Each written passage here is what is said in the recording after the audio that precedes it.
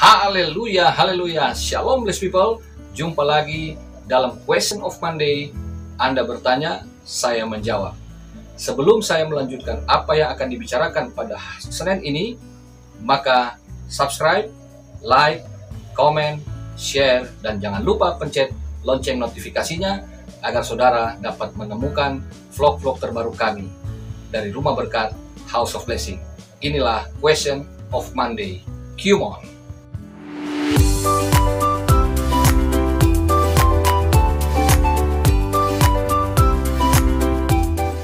Blessed people, ada pertanyaan yang sebetulnya sudah berlangsung kurang lebih 2 mingguan ini ya. Tapi oke, saya akan tetap menjawabnya. Pertanyaan itu adalah, benarkah Paus Fransiskus melegalkan LGBT? Nah, ini sebetulnya adalah satu hal yang telah dibahas beberapa channel sebelumnya, tapi karena ini pertanyaan juga ke saya, maka saya akan coba meresponinya apa yang dipertanyakan ini.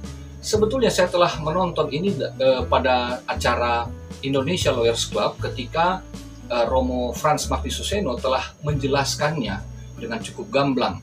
Tetapi tetap ini menjadi satu dianggap kontroversi karena seorang pimpinan tertinggi umat Katolik sedunia itu menyatakan bahwa dalam tanda petik LGBT adalah orang-orang yang harus mendapatkan perlakuan yang sama, khususnya dalam legalitas ikatan sipil. Saya mengutip dari kompas.com tertanggal 23 Oktober 2020, dikatakan bahwa pernyataan Paus Fransiskus di sebuah film dokumenter Francesco yang mengatakan mendukung legalitas ikatan sipil sesama jenis, ini yang kemudian menjadi polemik yang luar biasa. Nah, kemudian Kompas menulis bahwa apa yang diucapkan oleh Paus Fransiskus kemudian itu terjadi juga pertentangan secara internal para pemimpin gereja Katolik. Jadi ada yang pro, ada yang kontra. Di sana dijelaskan juga bahwa ada kubu konservatif dan ada kubu liberal. Nah, ini yang kemudian kita harus perhatikan sesungguhnya, bahwa berita tanggal 23 Oktober itu barusan mengutip dari apa yang Paus ungkapkan dari hasil wawancara sutradara Rusia yang membuat film Francesco ini untuk ditampilkan dalam Festival Film Roma tanggal 21 Oktober. Nah, jadi apa yang Paus katakan ini hanyalah kutipan yang diambil tidak utuh. Nah, kemudian ini disalah tafsirkan. Tapi kemudian ya, tanggal 3 November 2020 Gereja Katolik melakukan klarifikasi bahwa apa yang dimaksudkan Paus di dalam film dokumenter itu bukanlah demikian maksudnya. Ya, ini saya ambil dari CNN Indonesia. Di sana yang menjadi polemik adalah selain legalitas ikatan sipil itu, bahwa seolah-olah Paus Fransiskus ya melegalkan pernikahan sejenis. Karena ada kalimatnya begini. Paus mengatakan begini, orang homoseksual memiliki hak untuk berada dalam sebuah keluarga. Mereka adalah anak-anak Tuhan dan memiliki hak atas sebuah keluarga. Tidak ada yang harus dibuang atau dibuat sengsara karenanya. Nah, tetapi kemudian dibantah oleh Vatikan bahwa pernyataan Paus Fransiskus tersebut ingin menyampaikan bahwa keluarga jangan berlaku diskriminatif terhadap anak-anak yang memiliki orientasi seksual menyukai sesama jenis. Nah, saudara, yang ingin saya soroti adalah bagaimana apa yang dikatakan oleh Paus ini kemudian diresponi juga oleh berbagai kalangan yang ada di Indonesia. Nah, saya telah menyaksikan ini ketika saya mendengar, sebetulnya saya langsung mengerti apa maksud Paus Fransiskus. Hanya saya menyayangkan ketika ada beberapa orang yang mengomentari ini dari sudut pandang yang negatif, termasuk seorang hamba Tuhan yang sangat terkenal di Indonesia, yang sangat populer, yang juga menjadi YouTuber belakangan ini, bahwa beliau menjustifikasi Paus Fransiskus adalah orang yang mendukung gerakan LGBT dan juga menganggap bahwa Paus Fransiskus ini berkompromi dengan dunia, lalu ditutup dengan sebuah doa yang bagi saya itu agak lucu karena beliau mendoakan Paus Fransiskus untuk dalam tanda kutip bertobat, ya, bisa mendapatkan pencerahan dari Allah agar tidak lagi seperti itu. Nah, kemudian saya melihat juga beberapa tayangan yang ya sepertinya mengutuki Paus Fransiskus. Nah, tapi benarkah demikian apa yang disampaikan oleh Paus ini betul-betul mendukung gerakan LGBT atau LGBTQ? Nah, saudara, saya senantiasa kalau dalam QMon saya sering kali menyampaikan bahwa kalau kita mau berdiskusi, kita mau menanggapi satu persoalan, maka kita harus berada pada posisi netral dulu. Jangan langsung kita pro atau langsung kita kontra. Ya, kita positive thinking dulu lah, jangan dulu negative thinking, karena kita sudah mengambil posisi untuk mencari kesalahan. Tetapi kita coba melihat apa sih maksud dari pembicaraan itu. Memang nggak dapat disangkal bahwa seorang paus adalah pimpinan tertinggi umat Katolik dunia. Ya, umat Katolik kalau tidak salah 1,3 miliar ya di seluruh dunia. Ini luar biasa banyaknya. Bahkan posisi paus itu sebetulnya lebih tinggi dari para presiden yang ada di dunia. Karena presiden hanya menguasai satu negara, sedangkan paus itu adalah pimpinan umat Katolik sedunia. Ya, di seluruh negara yang ada umat Katolik, paus ini adalah pimpinan tertingginya. Jadi, apa yang beliau katakan itu bisa jadi memang tanggapannya beragam, saudara. Ya, jangankan paus ya, presiden kita aja ketika mengeluarkan statement dengan niatan yang baik, ketika menjelaskannya dengan baik pun tetap ada kubu yang kontra, ada yang anti, ada yang tidak setuju, yang kemudian bisa juga menghakimi apa yang dikatakan oleh Presiden Republik Indonesia. Nah, jadi ini sesuatu sebetulnya yang biasa juga sih, ya, karena saya lihat juga tanggapan-tanggapan dari para Romo Gereja Katolik yang juga ada di YouTube, mereka juga menanggapinya nggak marah-marah juga sih, gitu ya. Malah pimpinan tertinggi mereka diobok-obok ya, tanda petik begitu. Nah, sebagai hamba Tuhan yang non-Katolik, saya hanya ingin menanggapi apa yang Paus katakan tadi ya, yang dimaksudkan Paus dalam pemahaman saya. Ya, saudara boleh setuju, boleh enggak ya, namanya juga pendapat, ya kan? Anda bebas menjawab, saya juga punya hak untuk bebas berpendapat, gitu ya. Nah, dari apa yang Paus katakan bahwa orang homoseksual memiliki hak untuk berada dalam sebuah keluarga. Mereka adalah anak-anak Tuhan dan memiliki hak atas sebuah keluarga. Tidak ada yang harus dibuang atau dibuat sengsara karenanya. Nah, jadi dari ini saya bisa mengambil 2 poin saja ya. Yang pertama, bahwa yang dimaksudkan oleh Paus Fransiskus di sini adalah terlepas mereka itu ya adalah penyandang LGBT karena memang dari faktor lahirnya sudah begitu ataukah dipengaruhi lingkungan, bahwa bagaimanapun mereka adalah umat manusia yang diciptakan Allah. Ingat saudara bahwa tidak ada kelahiran yang tanpa seizin Tuhan, bahwa semua orang, semua anak yang lahir di dunia itu pasti atas seizin Tuhan. Ya. Nah, saudara, bahwa apa yang Paus maksudkan di sini, mereka adalah anak-anak Tuhan. Mereka adalah ciptaan yang dikasihi oleh Tuhan, sama seperti kita semua. Jadi di sini adalah Paus ingin mengatakan bahwa kita dapat sebagai masyarakat ya sipil ya, kita harus menerima juga mereka gitu ya.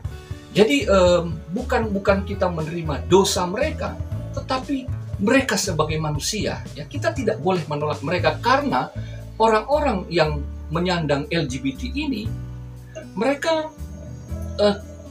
tidak bisa mengelak gitu loh, bahwa mereka memang mengalami itu, dan mereka juga adalah makhluk sosial yang butuh penerimaan.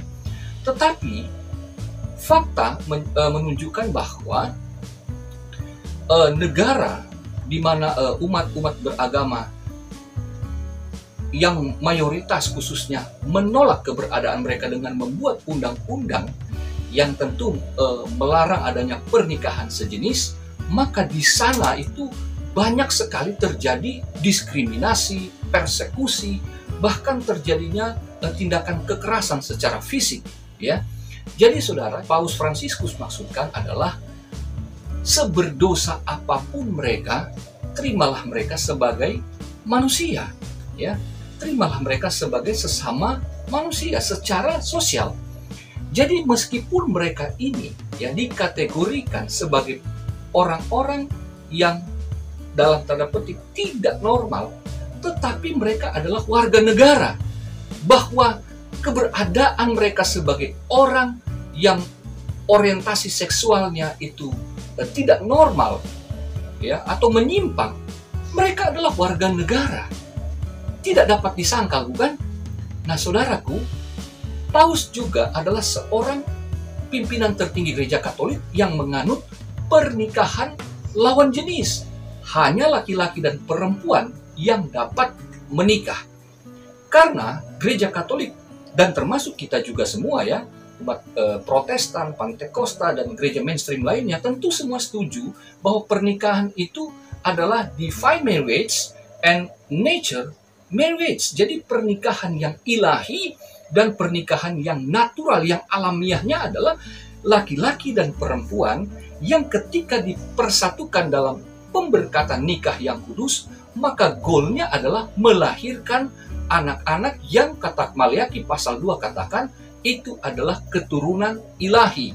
Jadi divine marriage melahirkan juga keturunan ilahi ya, pernikahan ilahi menghasilkan keturunan ilahi.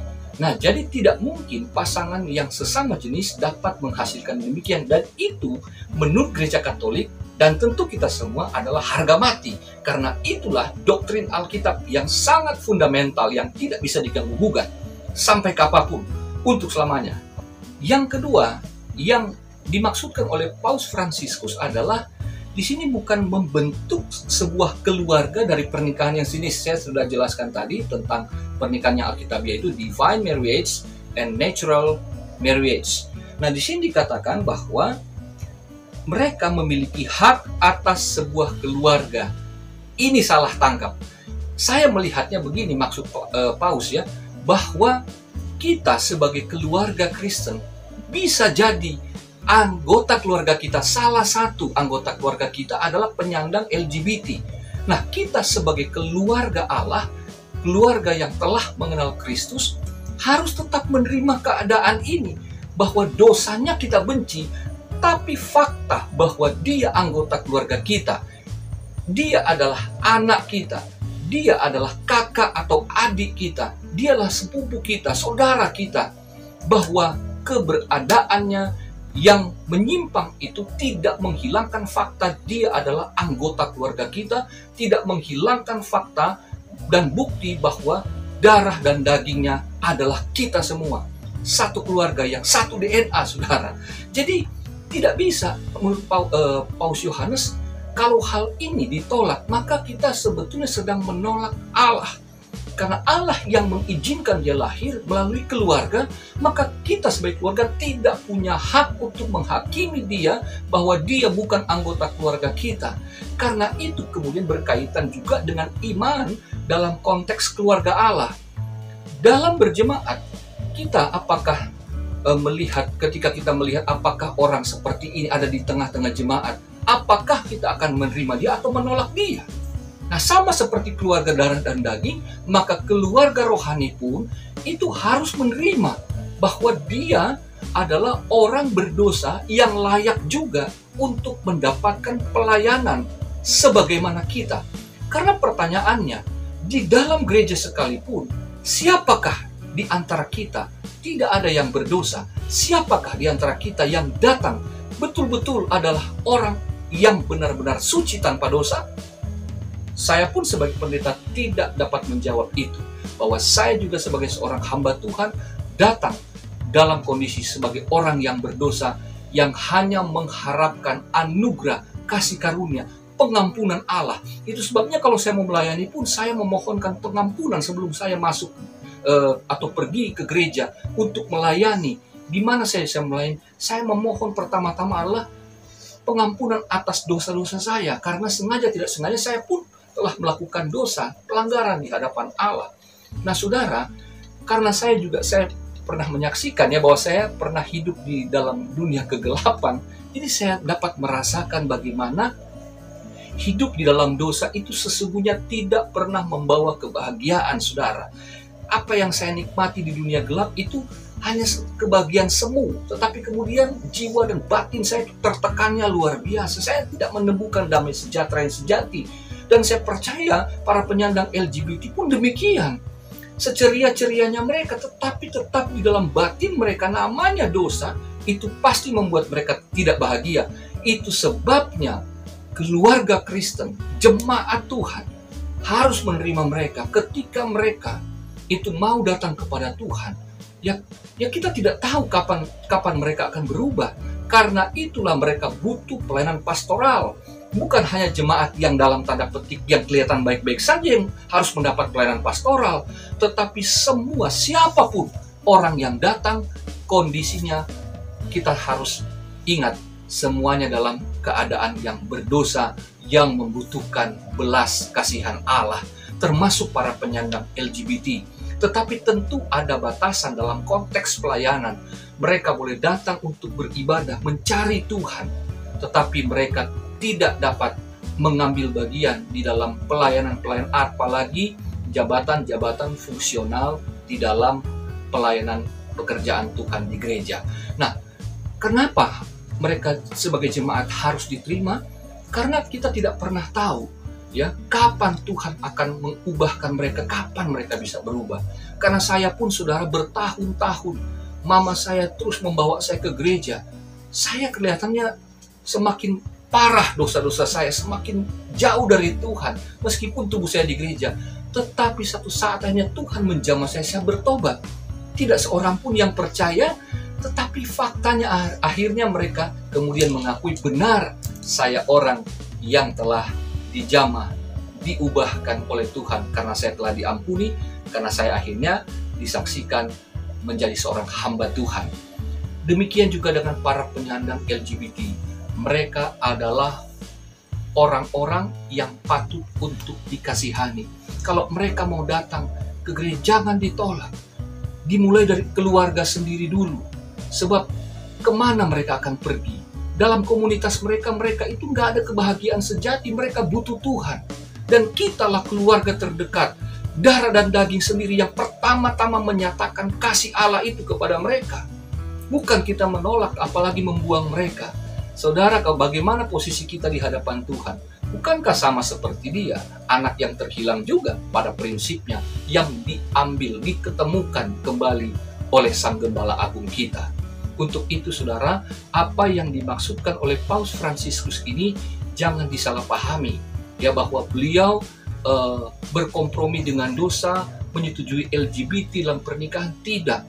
Tetapi yang saya saksikan, saya lihat dalam apa yang menjadi kalimatnya adalah sesungguhnya bagaimana sebagai seorang pemimpin tertinggi umat Katolik, dia sedang menyuarakan suara penggembalaan pastoral. Justru ada pemanggilan pulang bagi orang-orang ini, diberikan kesempatan untuk bertobat dari dosa-dosanya.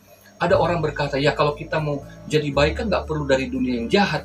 Tetapi saudara, keuntungan dalam tanda petik sekali lagi, saya pernah berada di dunia yang jahat, jadi saya tahu bagaimana apa yang sedang terjadi di dunia yang gelap itu. Karena saya mantan di situ. Saudara, tahun 95-96, ya saya baru tamat SMA, kira-kira waktu itu baru umur 19-an tahun, 18-19 tahun. Saya dan teman-teman saya juga jahat, saudara, iseng, kami kurang ajar. Kalau lewat di Taman Lawang, dulu Taman Lawang Menteng ya, Jakarta Pusat, itu dulu Taman Lawang itu pusat para LGBT, khususnya para waria itu berkumpul, dan di sana semacam tempat hiburan lah begitu. Saya dan teman-teman naik mobil, itu di mobil ada bata, saudara. Kami ambil bata, kalau kami lewat sambil minum, udah mabuk begitu, kami timpukin para waria itu dengan batu bata atau apa saja yang bisa kami timpuk, botol bir dan sebagainya kami timpuk, dan kami ketawa-ketawa. Bukankah ketika saya hamba Tuhan, saya mengingat ini peristiwa di mana saya sedang melakukan persekusi dan tindakan kekerasan terhadap sesama manusia. Lalu kemudian kami juga pernah memasukkan seorang waria, dia dengan senang hati masuk, padahal kami di dalam ada 5 orang, ya, 3 di belakang, 2 di depan, kemudian yang di belakang menahan waria ini. Kemudian kami beramai-ramai memukulnya, mengeroyok dia di dalam mobil, menyeret dia keluar, lalu mendorong dia, dan kami kabur dengan sambil tertawa, merasa puas. Tetapi ketika saya renungkan, betapa saya tidak lebih baik dari orang itu yang kami persekusi, yang kami lakukan tindakan kekerasan secara fisik. Dan saya kemudian menyadari apa yang diperjuangkan Paus, itulah sesungguhnya yang Paus ingin suarakan, bahwa mereka itu juga layak mendapat perlindungan negara melalui undang-undang. Karena mereka warga negara, mereka punya hak yang sama. Bukan dosa mereka yang ditoleransi, tetapi keberadaan mereka, saudaraku.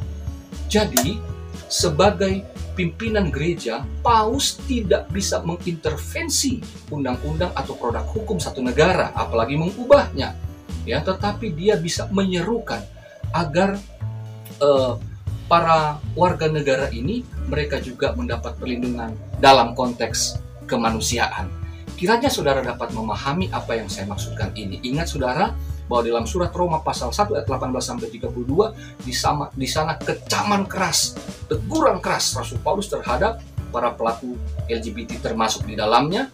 Tetapi kemudian di bagian-bagian yang lain dalam surat Roma dikatakan bahwa Allah memberi kesempatan orang untuk bertobat, bahwa Injil adalah kekuatan Allah untuk menyelamatkan orang yang terhilang, dan Yesus Kristus adalah nama yang dapat menyelamatkan. Sepanjang surat Roma kita akan mendapatkan demikian dari pihak Allah, lalu pihak manusia juga. Ketika mereka meresponinya, maka mereka akan diselamatkan. Siapa yang pernah tahu bahwa pelaku LGBT ini satu saat mereka bisa bertobat dan mungkin jadi hamba Tuhan? Kita nggak pernah tahu, karena kita pun dulu, saya pun dulu tidak pernah menyadari keberadaan saya sampai Tuhan menyelamatkan saya. Kiranya saudara, penjelasan ini, tanggapan saya ini, kiranya dapat dipahami oleh saudara. Saudara juga dapat menambahkan komentar di kolom deskripsi atau kolom komentar, dan kiranya dapat memberkati saudara sekalian. Sampai jumpa di Kimon berikutnya. Tuhan Yesus memberkati. Haleluya.